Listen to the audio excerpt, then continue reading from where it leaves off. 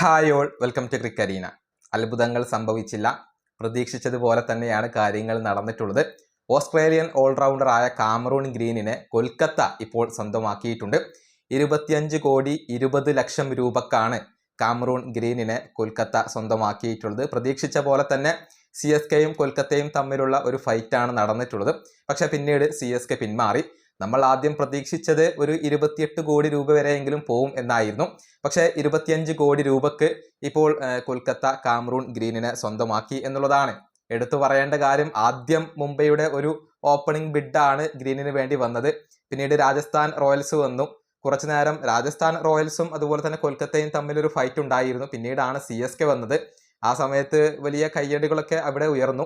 പക്ഷെ പിന്നീട് CSK പിന്മാറി എന്നുള്ളതാണ്.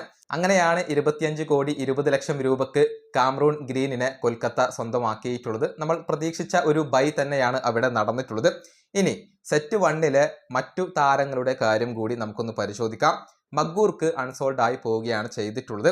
ഡേവിഡ് മില്ലറെ ഡൽഹി ക്യാപിറ്റൽസ് ആണ് സ്വന്തമാക്കിയിട്ടുള്ളത്. അടിസ്ഥാന വിലയായ 2 കോടി രൂപക്ക് ഡേവിഡ് മില്ലറെ കൊണ്ടുവരാൻ അവർക്ക് കഴിഞ്ഞു എന്നുള്ളതാണ്. പൃഥ്വി ഷാ അൺസോൾഡ് ആയിട്ടുണ്ട്. ഡിവോൺ കോൺവേ അൺസോൾഡ് ആയിട്ടുണ്ട്. അതുപോലെ തന്നെ സർഫറാസ് ഖാനും അൺസോൾഡ് ആവുകയാണ് ചെയ്തിട്ടുള്ളത്. ഇങ്ങനെയാണ് സെറ്റ് 1 ഇപ്പോൾ കാര്യങ്ങൾ നടന്നിട്ടുള്ളത്. ഈ വീഡിയോ അവസാനിപ്പിക്കുന്നു. അടുത്തൊരു വീണ്ടും കാണാം.